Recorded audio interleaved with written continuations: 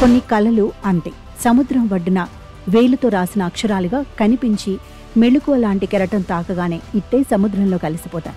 అన్నీ కొన్ని క్షణాలు అంతే. ఏ అర్ధరాత్రో సడన్ గా మెలకు వస్తుంది. పక్కనే ఉన్న భార్య అప్పుడే కన్ను మూసినా కల కలవరపెట్టి ఇలా లేపుతుంది. అంతే, అర్ధరాత్రి ఇక నిద్ర పట్టదు.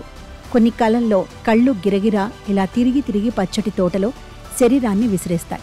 కొన్ని కలలు కళ్ల వెనుక ఆలోచనలను రంగురంగుల్లోకి కరిగించి మరిగించి అర్ధరాత్రి మొత్తం కలవర పెడతాయి.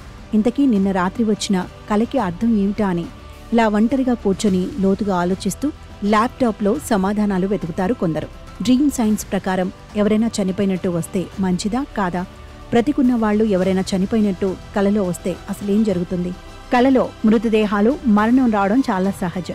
దాదాపు ప్రతి ఒక్కరికి వారి జీవితంలో ఏదో ఒక సమయంలో మరణానికి సంబంధించి కల తప్పనిసరిగా వస్తుంది.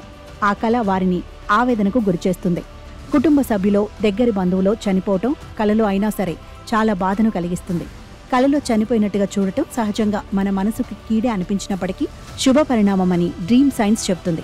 బ్రతికున్న వాళ్లు చనిపోయినట్టు కల వస్తే దీని అర్థం ఆయుష్ పెరుగుతుందని చెప్తారు. జీవితంలో వచ్చే కష్టాలన్నీ తొలగిపోతాయని ఈ కల ద్వారా సూచన చేసినట్లు చెప్తారు.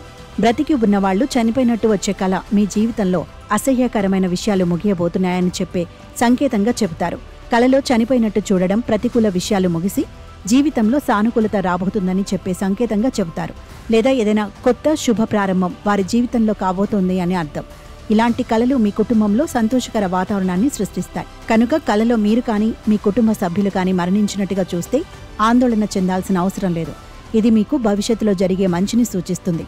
కనుక భయపడాల్సిన అవసరం లేదు. కాబట్టి అప్పటి వరకు కన్న కలలను వదిలేసి మళ్లీ నిద్రలోకి వెళ్లిపోవచ్చు.